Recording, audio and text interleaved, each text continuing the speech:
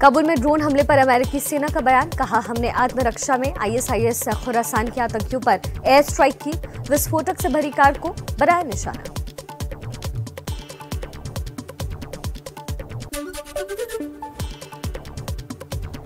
अमेरिकी सेना के मुताबिक आत्मघाती हमलावर काबुल एयरपोर्ट पर ब्लास्ट की फिराक में आ रहे थे। सैन्य कार्रवाई से एयरपोर्ट पर बड़े हमले का खतरा टाला गया।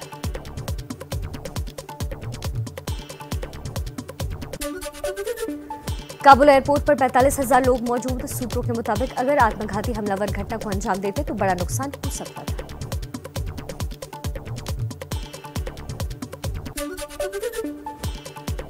दुनिया भर की बड़ी मीडिया एजेंसियों का दावा, आईएसआईएस ने रची थी एयरपोर्ट पर हमले की साजिश। अमेरिका ने 2 जगह एयर स्ट्राइक की, सुसाइड बॉम्बर्स की कार और एक घर को उड़ाया गया।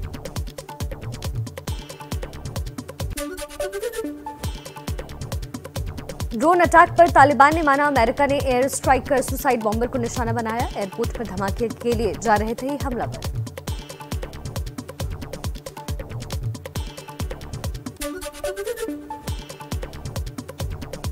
काबुल एयरपोर्ट के गेट से हटे अमेरिकी सैनिक। तालिबान प्रवक्ता ने कहा, काबुल एयरपोर्ट पर नियंत्रण के लिए तैयार है, अमेरिका के इशारे का इंतजार।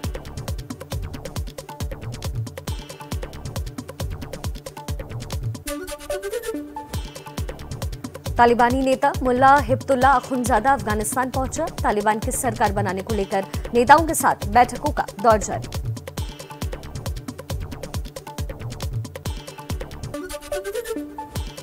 अफगानिस्तान संकट पर संयुक्त राष्ट्र महासचिव ने आज सुरक्षा परिषद के 5 स्थायी सदस्य देशों की आपात बैठक बुलाई है। फ्रांस और ब्रिटेन लाएंगे काबुल को सेफ जोन बनाने का प्रस्ताव।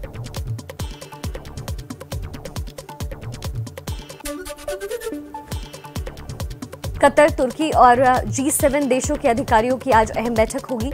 31 अगस्त की समय सीमा के बाद काबुल एयरपोर्ट के संचालन को लेकर होगी चर्चा। खबरों के मुताबिक तालिबान ने कतर से तकनीकी सहायता की गुजारिश की है।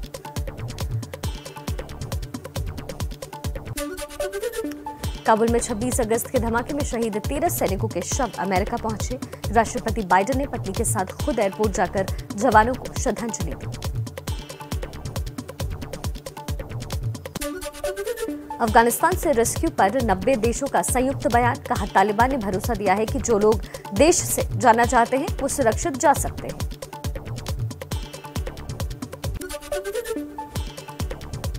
अफगानिस्तान पाकिस्तान सीमा पर क्रॉस फायरिंग, 2 पाकिस्तानी सैनिकों की मौत। अफगानिस्तान की ओर से फायरिंग करने वाले भी 2 से 3 लोग मारे गए।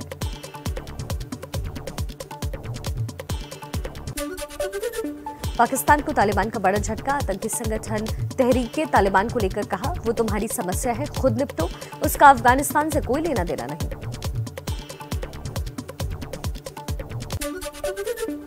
अफगानिस्तान के पूर्व उप विदेश मंत्री महमूद सैकल का पाकिस्तान के पूर्व राष्ट्रपति परवेज मुशर्रफ के हवाले से बड़ा बयान। ट्विटर पर लिखा, पाकिस्तान ने भारत से मुकाबले के लिए तालिबान को जन्म दिया था। एबीपी न्यूज के शो में पाकिस्तान के रक्षा विशेषज्ञ कमर चीमा की बेहयाई अफगानी महिला को दिल्ली में बैठकर प्रोपेगेंडा करने का आरोप लगाया। महिला ने रोते हुए कहा, पाकिस्तान को इन आंसुओं की कीमत चुकानी होगी। कुछ और खबरों का रुख कर लेते इसी तरह फटाफट अंदाज में।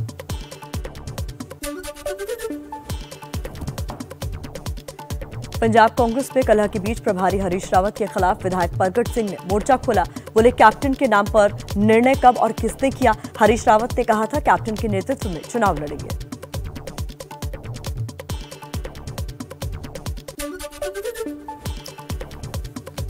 फिर उछला सीएम नीतीश कुमार में पीएम मटेरियल का मुद्दा। जेडीयू अध्यक्ष ललन सिंह बोले, नीतीश कुमार में प्रधानमंत्री बनने के सभी गुण हैं।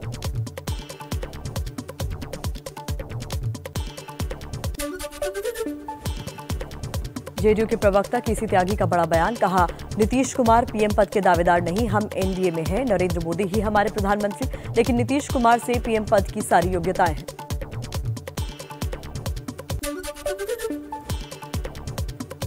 जेडीयू की ओर से नीतीश कुमार के पीएम मटेरियल वाले मामले को खुद नीतीश ने खारिज किया। बोले, ऐसी कोई इच्छा नहीं है, मैं तो अपना काम करता हूं।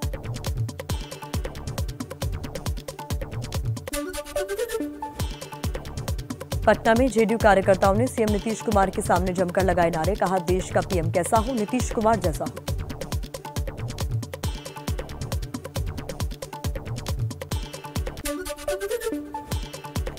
विधानसभा चुनाव को लेकर जेडीयू नेता केसी त्यागी का बयान, बोले हम मणिपुर और यूपी में एनडीए के साथ चुनाव लड़ेंगे, अगर ये संभव नहीं हुआ तो अकेले ही चुनाव मैदान में उतरेंगे।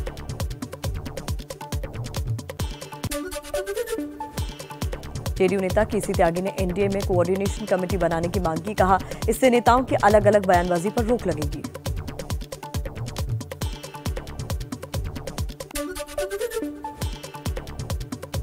विवादित बयान देने वाले जेडीयू विधायक गोपाल मंडल को अब बिहार के डिप्टी सीएम तारकिशोर प्रसाद पर प्यार उमड़ा, बोले मैं हिंदी में कहता हूं कि आपको प्रेम करता हूं और इंग्लिश में आई लव यू। कुछ दिन पहले डिप्टी सीएम पर वसूली का आरोप लगाया था। बिहार के भभुआ में चिराग पासवान ने नीतीश सरकार पर हमला बोला, कहा पूरे देश में सबसे निचले पायदान पर है बिहार, राज्य जो 7 साल पहले था उससे भी नीचे चला गया है।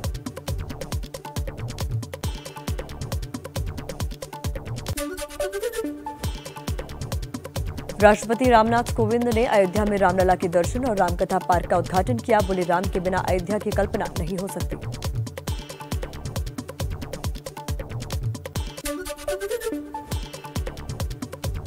आम आदमी पार्टी का मिशन यूपी, 14 सितंबर को अयोध्या में तिरंगा यात्रा निकालेगी पार्टी, दिल्ली की डिप्टी सीएम मनीष सिसोदिया मौजूद रहेंगे।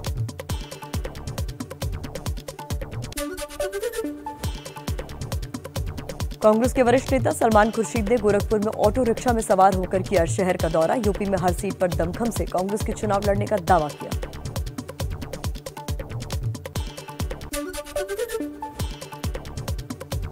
एमआईएम के बहराइच विधानसभा सदर के प्रभारी मौलाना सिराज मदनी ने अबू आसिम आजमी को 80 कोड़े की सजा देने की मांग की।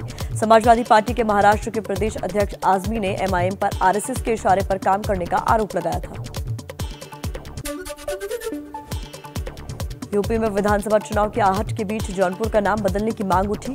केराकत के विधायक दिनेश चौधरी सीएम योगी को चिट्ठी लिखकर उन्होंने कहा 13वीं शताब्दी में मोहम्मद बिन तुगलक ने शहर का नाम बदलकर अपने भाई जूना खान के नाम पर रख दिया था।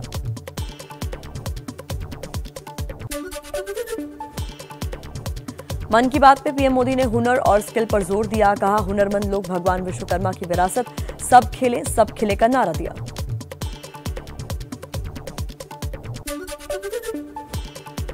पोस्टर में देश के पहले पीएम जवाहरलाल नेहरू की तस्वीर नहीं होने पर आईसीएचआर ने सफाई दी, कहा चूक नहीं बल्कि प्रक्रिया का हिस्सा है। आजादी का अमृत महोत्सव समारोह को लेकर जारी पोस्टर में पंडित नेहरू की तस्वीर गायब है। सुप्रीम कोर्ट के जज जस्टिस डीवाई चंद्रचूड़ ने एक ऑनलाइन लेक्चर में कहा लोकतंत्र में सरकार पर ज्यादा भरोसा अच्छा नहीं होता, लोकतंत्र के जिंदा रहने के लिए सच का रहना जरूरी। कांग्रेस नेता कपिल सिब्बल ने जस्टिस चंद्रचूड़ के बयान का स्वागत किया, कहा किसी ने तो सच बोलने की हिम्मत जताई, मीडिया का भी सच बताने का काम नहीं करता।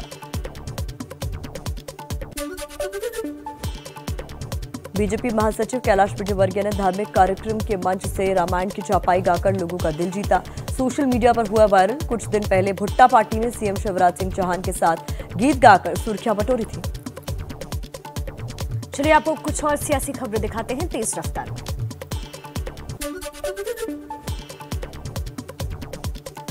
हरियाणा के डिप्टी सीएम दुष्यंत चौटाला ने करनाल के एसडीएम आयुष सिन्हा पर कार्रवाई का भरोसा दिया। एसडीएम का किसानों के सिर फोड़ने के आदेश देने का वीडियो सामने आया है। करनाल में किसानों पर लाठीचार्ज के मामले में प्रशासन की सफाई, कहा हम किसानों से लगातार संपर्क में थे लेकिन उन लोगों ने हाईवे जाम कर दिया, रूट डाइवर्ट नहीं किया गया, ऐसे में उन्हें हटाने के लिए हल्का बल प्रयोग किया गया। हरियाणा के पूर्व सीएम भूपेंद्र सिंह हुड्डा ने किसानों पर लाठीचार्ज की हाईकोर्ट की निगरानी में जांच कराने की मांग की है, कहा सरकार पर कोई भरोसा नहीं। किसान नेता राकेश टिकैत का बेतुका बयान, कहा सरकार ने हमें खालिस्तानी बताया, अगर हम खालिस्तानी हैं तो देश पर सरकारी तालिबानियों का कब्जा हो चुका है। करनाल में किसानों पर लाठीचार्ज का पंजाब में विरोध, मोगा में सड़कों पर उतरे पंजाब के किसान, मोगा में 2 घंटे तक नेशनल हाईवे जाम किया गया। एमपी के नीमच में आदिवासी युवक से बर्बरता के केस में पुलिस का सख्त एक्शन, मुख्य आरोपी महेंद्र गुर्जर ने मकान को बुलडोजर से गिराया गया। एमपी की घटनाओं के बहाने कांग्रेस के वरिष्ठ नेता प्रमोद तिवारी ने शिवराज सरकार पर बोला हमला, राष्ट्रपति से सरकार को बर्खास्त करने की मांग की। मन की बात में पीएम मोदी ने कहा, देश में 62 करोड़ से ज्यादा वैक्सीन की डोजेस लगी, अभी भी कोरोना का खतरा टला नहीं है, दवाई और कड़ाई के सिद्धांत का पालन किया जाए। कोरोना काल में स्कूल खोलने पर एक्सपर्ट में एक राय नहीं, एम्स के डॉक्टर ने सही फैसले को सही बताया तो डॉक्टर नरेश त्रिहा ने कहा, जल्दबाजी नहीं करनी चाहिए, कई देशों में स्कूल खुलते ही केसेस बढ़े। यूपी में 18 जिलों के 619 गांव बाढ़ से प्रभावित, सरकारी आंकड़ों के मुताबिक 148 गांवों को सड़क से संपर्क टूट चुका है। राहत और बचाव के लिए डीआरएफ, एसडीआरएफ और पीएसी तैनात। यूपी के इटावा में लगातार बारिश के चलते रेलवे अंडरपास में मुसीबत बढ़ी, 1 घंटे तक पानी में फंसी रही आगरा और सैफई रोडवेज की बस, बोलेरो भी पानी में फंसी, नगर पालिका की ओर से जेसीबी मदद से वाहनों को निकाला गया।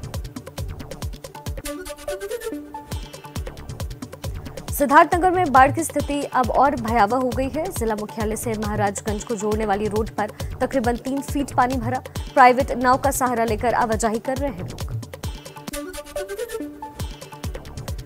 बहराइच में घाघरा से फिर तबाही का मंजर, मवेशियों के साथ सरकारी स्कूल, पंचायत भवन और दूसरी सुरक्षित जगहों पर लोगों ने शरण ली। गोंडा में घाघरा नदी खतरे के निशान से ऊपर, तरबजगंज और कर्नलगंज तहसील में बाढ़ का खतरा मंडराया, बांध को मजबूत करने में जुटा सरकारी अमला।